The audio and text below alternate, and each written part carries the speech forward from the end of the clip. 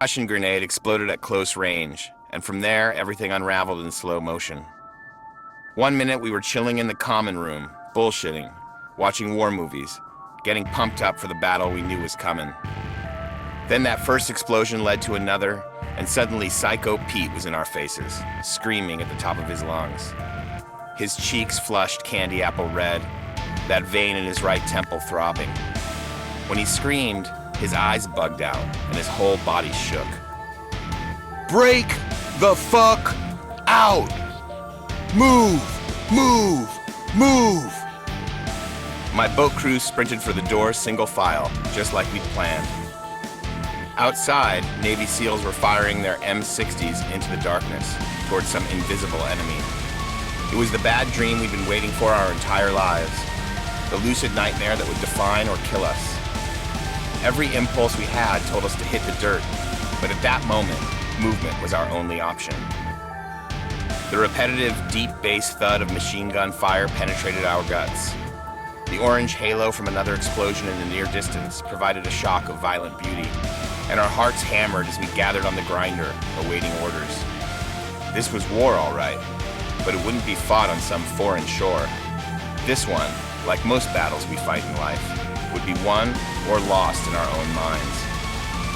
Psycho Pete stomped the pocked asphalt, his brow slick with sweat, the muzzle of his rifle steaming in the foggy night. "Welcome to Hell Week, gentlemen," he said, calmly this time, in that sing-song, Cali surfer drawl of his. He looked us up and down like a predator eyeing his kill. "It will be my great pleasure to watch you suffer." Oh, and there would be suffering. Psycho set the tempo, called out the push-ups, sit-ups, and flutter kicks, the jumping lunges and dive bombers. In between, he and his fellow instructors hosed us down with freezing water, cackling the whole damn time. There were countless reps and set after set, with no end in sight. My classmates were gathered close, each of us on our own stenciled frog footprints, overlooked by a statue of our patron saint, the Frogman, a scaly alien creature from the deep, with webbed feet and hands, sharp claws, and a motherfucking six-pack. To his left was the infamous brass bell. Ever since that morning when I came home from cockroach duty and got sucked into the Navy SEAL show, it was this place that I'd sought, the grinder, a slab of asphalt dripping with history and misery. BUD/S training is 6 months long and divided into 3 phases. First phase is all about physical training, or PT. Second phase is dive training, where we learn how to navigate underwater and deploy stealthy, closed-circuit diving systems that emit no bubbles and recycle our carbon dioxide into breathable air. Third phase is land warfare training. But when most people picture BUD/S, they think of first phase, because those are the weeks that tenderize new recruits, until the class is literally ground down from about 120 guys to the hard, gleaming spine that are the 25 to 40 guys who are more worthy of the trident, the emblem that tells the world we are not to be fucked with. BUD/S instructors do that by working guys out beyond their perceived limits, by challenging their manhood and insisting on objective physical standards of strength, stamina, and agility. Standards that are tested. In those first 3 weeks of training, we had to, among other things, climb a vertical 10-meter rope, hammer a half-mile long obstacle course studded with American Ninja Warrior-type challenges in under 10 minutes, and run 4 miles on the sand in under 32 minutes. But if you ask me, all that was child's play. It couldn't even compare to the crucible of first phase. Hell Week is something entirely different. It's medieval, and it comes at you fast, detonating in just the 3rd week of training. When the throbbing ache in our muscles and joints was ratcheted up high, and we lived day and night with an edgy, hyperventilating feeling of our breath getting out front of our physical rhythm, of our lungs inflating and deflating, like canvas bags squeezed tight in a demon's fists, for 130 hours straight. That's a test that goes way beyond the physical and reveals your heart and character. More than anything, it reveals your mindset, which is exactly what it's designed to do. All of this happened at the Naval Special Warfare Command Center on prissy-ass Coronado Island, a Southern California tourist trap that tucks into slender Point Loma and shelters the San Diego Marina from the open Pacific Ocean. But even Cali's golden sun couldn't pretty up the grinder, and thank God for that. I liked it ugly. That slab of agony was everything I'd ever wanted. Not because I loved to suffer, but because I needed to know whether or not I had what it took to belong. Thing is, most people don't. By the time Hell Week started, at least 40 guys had already quit, and when they did, they were forced to walk over to the bell, ring it 3 times, and place their helmet on the concrete. The ringing of the bell was first brought in during the Vietnam era, because so many guys were quitting during evolutions and just walking off to the barracks. The bell was a way to keep track of guys, but since then it's become a ritual that a man has to perform to own the fact that he's quitting. To the quitter, the bell is closure. To me, every clang sounded like progress. I never liked Psycho much, but I couldn't quibble with the specifics of his job. He and his fellow instructors were there to cull the herd. Plus, he wasn't going after the runts. He was in my face plenty, and guys bigger than me too. Even the smaller dudes were studs. I was one man in a fleet of alpha specimens from back east and down south. The blue-collar and big-money surf beaches of California, a few from corn country like me, and plenty from the Texas rangeland. Every Buds class has their share of hard-ass backcountry Texans. No state puts more seals in the pipeline. Must be something in the barbecue, but Psycho didn't play favorites. No matter where we were from or who we were, he lingered like a shadow we couldn't shake, laughing, screaming, or quietly taunting us to our face, attempting to burrow into the brain of any man he tried to break. Despite all that, the first hour of Hell Week was actually fun. During Breakout, that mad rush of explosions, shooting, and shouting, you are not even thinking about the nightmare to come. You're riding an adrenaline high, because you know you're fulfilling a rite of passage within a hallowed warrior tradition. Guys are looking around the grinder, practically giddy, thinking, yeah, we're in Hell Week, motherfuckers. But reality has a way of kicking everyone in the teeth sooner or later. You call this putting out? Psycho Pete asked no one in particular. This may be the single sorriest class we ever put through our program. You men are straight up embarrassing yourselves. He relished this part of the job, stepping over and between us, his boot print in our pooling sweat and saliva, snot, tears, and blood.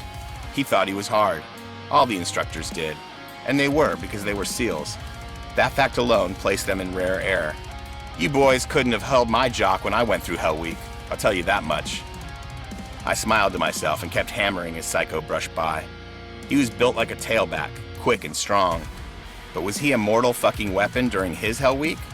Sir, I doubt that very fucking much, sir. He caught the eye of his boss, the first phase officer in charge. There was no doubt about him. He didn't talk a whole lot, and didn't have to. He was 6'1", but he cast a longer shadow. Dude was jacked too. I'm talking about 225 pounds of muscle, wrapped tight as steel, without an ounce of sympathy. He looked like a silverback gorilla, and loomed like a godfather of pain, making silent calculations, taking mental notes.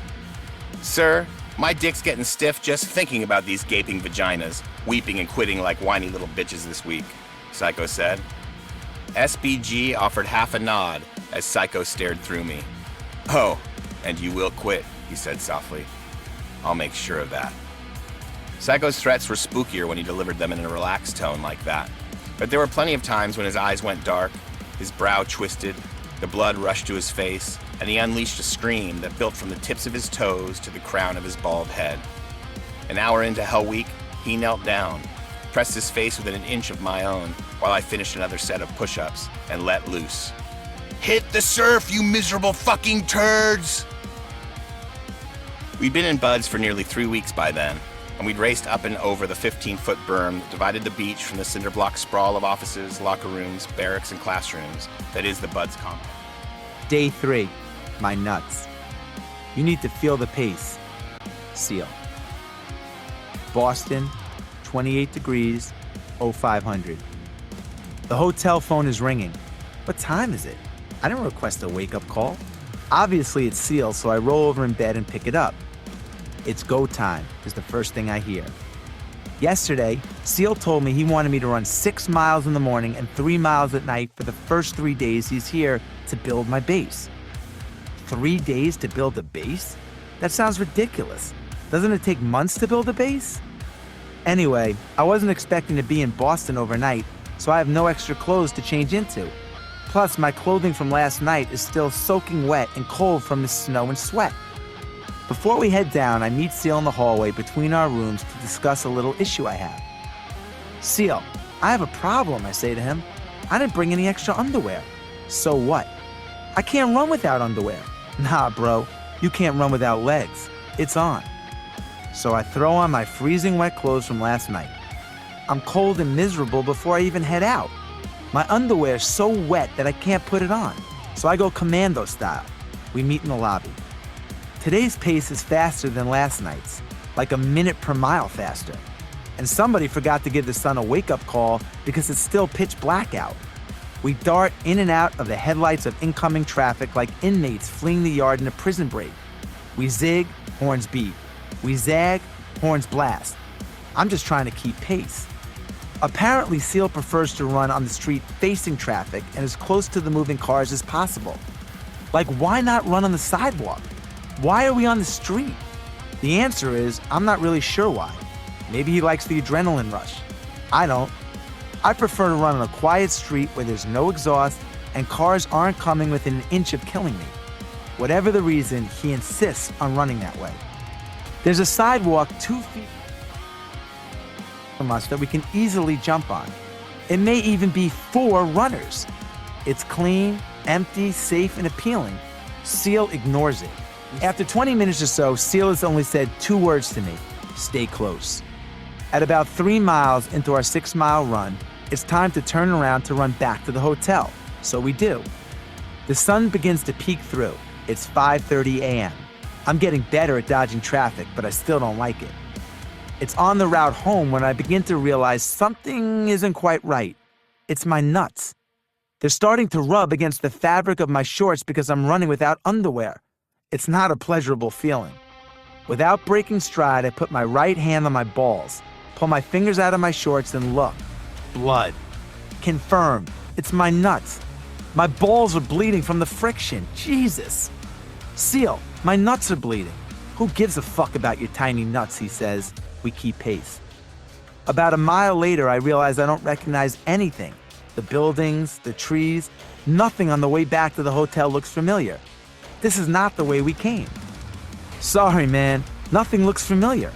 I assume it's impossible that you could get lost, I managed to ask in between gasps. Not with your training. He glares at me. Ranger school, bro. No chance. I think we've hit the 6-mile mark, but no hotel in sight. Back? Run should be over, right? Come on, man. My nuts are fucking bloody. At 8.3 miles, we finally find the hotel. I'm pissed off about the extra mileage. Seal's satisfied. It's like he thinks he got extra credit or something. The second we get inside, Seal pulls out his training log and jots down a recap of the workout. Date, time, pace, mileage, etc. He writes so small he has the details of his whole year of workouts on 2 pages. I walk bow-legged across the lobby. It hurts. I wonder if the concierge can help with bleeding nuts. Ranger school, bro. 3 hours later. I call Seal's room and tell him we better get to the airport. Roger that, he says. It's 9 a.m. We're stuck for hours at Logan. Nothing's flying. I make some calls. I'm happy thinking over the way the Garnett meeting went down. I read some magazines, I walk around, I make some more calls. Seal just sits there, staring straight ahead. He doesn't move off the chair. He doesn't go to the bathroom. I'm not even sure he blinks. He's just staring. I look over in the direction of what he's staring at to identify it. I follow his eyes to a blank brick wall. There's nothing there. I look back at him to double-check I'm lining up his sight line correctly. And again, it takes me to the brick wall. He's just staring, like a stone lion in front of the New York Public Library. Seal is 2 gears, idle and full out. But his idle isn't like normal idle at all. It's more like the moment between ignition and blast off. I get the feeling around him that things could get hairy quickly. And yet, I also have a feeling of absolute safety around him. I don't mean my own personal safety, though there's that too. I mean like national defense safety. For 3 more hours, I pace, eat, shop, and read. Seal just stares. We finally board our flight. Still date. You're trying to share this story with people. I want to be so real and so fucking authentic to the point where it was embarrassing to me. Mm-hmm. As I was writing some stuff and I was giving it to Adam and we were going back and forth, I'm like, man, I was talking to my fiance, do I really want people to fucking know this about me? But that's the power, man. And that's the strength power that of it, you have man. to summon to be that vulnerable, because that's how people are going to be able to emotionally connect. Exactly. When they look at what you've done in Badwater and all the buds and all that kind of stuff, it becomes difficult for people to relate to that. But right. When you have the strength and the fortitude to share those parts of your life that do embarrass you or provoke shame in you, that's the real shit. I had to show people I was human. You know, people didn't think I was human. Mm-hmm. They thought I came from outer space, man, from some spacecraft and shit, and landed down here and just formed Goggins from the rocks and the soul of the earth. No, that's not how it is, man. So I said, I'm gonna share a secret with you all. Well, in one of the recaps, you tell Adam writing this book was the hardest thing you've ever done. And as somebody who's done a lot of hard shit, that was a surprising thing to hear. Well, looking in the mirror at yourself, because I did a really good job by creating this guy I am now. So I can just go by and just live by this guy here. This is who I am. Do you think of it as like this, because you refer to yourself in the third person Always. all the time, right? So it's like this character that you're trying to aspire to be that's right. distinct from you, like you create this like division. How does that work? It's a big division because when I talk to people, like I see where I'm at today, but I know where I come from. And it's kind of hard to almost separate that. I'm almost, not in a way I'm kissing my own ass, but I'm amazed at what a human being can actually do. So when I start talking to myself in the third person, it's strictly because I know that I literally made this human being out of just like a whole bunch of scraps. Mm-hmm. And I wasn't, I wasn't a mechanic. I wasn't a carpenter, so I didn't know how to do any of this shit. Mm-hmm. I wasn't trained in how to build a human being from nothing. Like my mom didn't train me, my dad didn't train me, life didn't train me. Well, life did train me. Yeah. Life did train me, correction. And I started putting this scrap metal together. I'm like, I wonder what the fuck's gonna happen. The first year I tried to do is all fucked up. And after a while, I started learning more and more and more through pain and suffering. I started learning so much about stuff. Before I knew it, man, I built this beautiful car. And I'm like, how the fuck did I do that? And I knew how, and I know how to do it because I have all the tools. Through all the failure I went through trying to build this person who's Goggins. Mm-hmm. Yeah, and that was something that came across loud and clear, which is, it's not like you developed this toolbox and then everything worked out. No. It's like, there's so many ups and downs and highs and lows, and you're constantly getting knocked down again. A lot of Home Depot shopping for that toolbox, brother. Yeah, and I think the real gift that's built into this whole thing is how you reframe vulnerability. Like, we tend to think of vulnerability as a weakness or somebody who's soft. Right. And you embody it in a completely different structure to show people that it is strength. Like, if you want to be hard and you want to be strong, vulnerability and open-mindedness are the keys to that kingdom. And you said it perfectly there. The one thing that made me who I am today is being vulnerable. It's breaking myself down to the absolute rock bottom and being able to tell people who I am. And that's how I fixed it. Literally, look somebody in the eye and say, you know what, man? I have a whole bunch of character problems, character flaws. I've lied about this. I've cheated here. I'm insecure here. This isn't the real me. I lied to you about that. I wanted your acceptance in life. All those things happen, but the thing about it is that we get judged so quickly by who we are. We don't know. We don't go to where it happened. Life created this person, me. Life created me to be this fucked up person that I was back in the day. And I had to realize, man, that's okay, man. It's not my fault. Now I gotta go back and fix this shit, though. Mm-hmm. So a lot of this isn't your fault, why you do some things you do, why you feel the way you feel. But no one's coming back to save your ass. You have to go back to where the shit started, wherever that place is for everybody, and have the courage to go back there and start fixing what broke you. And that's why I was like, hey, I'm fucked up. I'm gonna go back and fix this though. You got to be honest with yourself 100%. about where you're at. 100%. People don't like that. Oh, it's ugly. Yeah. And what's funny about it is that as you're trying to fix yourself and dig yourself out of this deep hole that life, society, and you helped also. Those people who you saw down there in that hole who were there with you, who were your friends and people who you counted on, because you meet the people in the same situation that you're in life. Those people become your friends. And the second you try to get out of that situation and become better, those people are in that grave, in that dungeon, just yanking at your heels, man, saying, get the fuck back. Oh no, come on back here, motherfucker. Yeah. You ain't gonna make me feel like shit by you getting out of this hole. Who the fuck do you think you are? So I get that all the time now. People would constantly remind me of who I used to be back in the day. And they always come out of the woodworks, man. Versus my That's still God. happening? You know what? When you come from a small town, and you come from a place that a lot of people don't want to come out of it and get out of it, and all you want to do is become somebody, small town mentality is a real mentality. You've got to be able to get out and let your mind see open-mindedness. Because a small town, what it does to you is it closes your mind. Completely closes your mind. Not